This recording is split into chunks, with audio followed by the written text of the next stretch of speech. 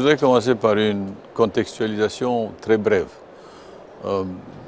Des années 60 aux années 90, disons, les politiques publiques en Afrique, généralement, toutes régions confondues, étaient définies par un binôme d'acteurs. Et dans ce binôme, il y avait les gouvernements et les donateurs, ce qu'on appelle les donateurs. Au début des années 2000, ce binôme a éclaté avec l'émergence de deux autres acteurs, les organisations de la société civile et le secteur privé. Et pourquoi ce binôme a éclaté? Parce que d'une part, il y a eu une réduction de l'aide qui faisait que l'aide n'avait plus autant de poids dans la définition des politiques publiques. Et puis deuxièmement, il y avait une augmentation très forte des demandes de la société civile vis-à-vis des États. Et ça posait le problème d'un gap de financement des politiques publiques.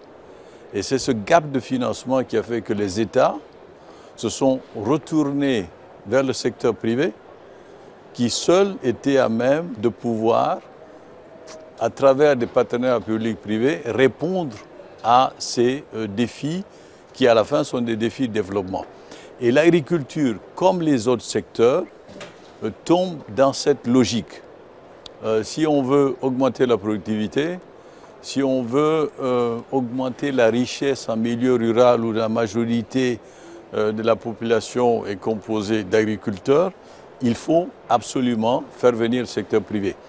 Mais faire venir le secteur privé dans un cadre ordonné, organisé, avec des règles. Et évidemment, tout l'enjeu aujourd'hui consiste à définir les règles appropriées pour l'attraction du secteur privé dans un contexte organisé. Donc le secteur privé est absolument essentiel, mais cette essentialité doit être régulée.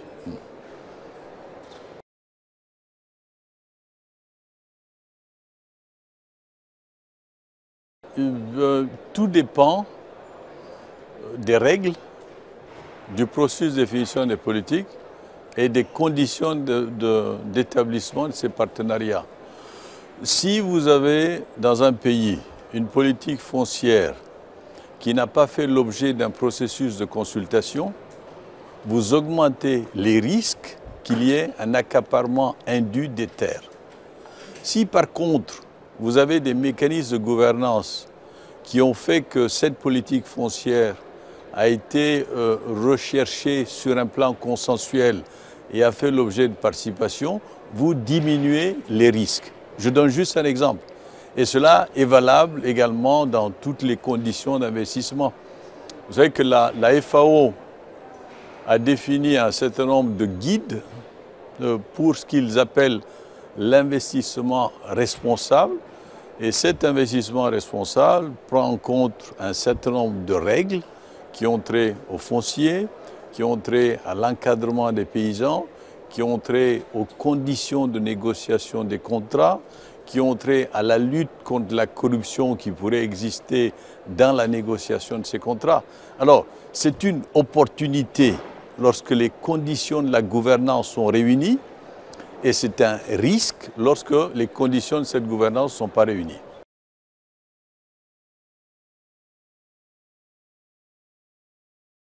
Fondamentalement, je crois qu'il y a trois points majeurs. Le premier, c'est que les petits agriculteurs doivent être associés à la définition des plans d'investissement agricole. C'est-à-dire, lorsque des projets bancables sont retenus, il faut qu'ils aient fait partie de la chaîne de définition de ces projets bancables. Donc, il ne s'agit plus de définir au niveau d'un État central des projets bancables pour eux, il s'agit de faire en sorte que localement, ils fassent partie du processus. Donc cette localisation de la décision est un facteur essentiel. Le deuxième point, c'est que l'État doit adopter une stratégie de soutien aux petits agriculteurs, comme ça a été le cas dans le monde entier et en Europe en particulier. Et ce soutien doit répondre à une demande. Et parmi ces soutiens, il y a la formation des agriculteurs. Et cette formation, on ne pourra pas en faire l'économie. Et le troisième point, c'est le regroupement des agriculteurs en des formes organisées, ça peut être des coopératives ou autres, mais en des formes organisées, des conditions d'innovation institutionnelle qui fassent qu'ils constituent une masse critique qui augmente leur pouvoir de négociation. Donc en termes de politique publique vue de l'État, il s'agit d'arrêter de définir ces politiques de manière top-down, comme on dit en anglais, de haut en bas, mais beaucoup plus bottom-up, c'est-à-dire de bas en haut, et de renforcer la capacité des petits agriculteurs à se prendre en charge pour qu'ils considèrent qu'on ne parle plus de réduction de la pauvreté lorsqu'il s'agit de leurs activités, mais qu'on parle de création de richesse. Donc ce sont les conditions de création de richesse qui doivent être réunies.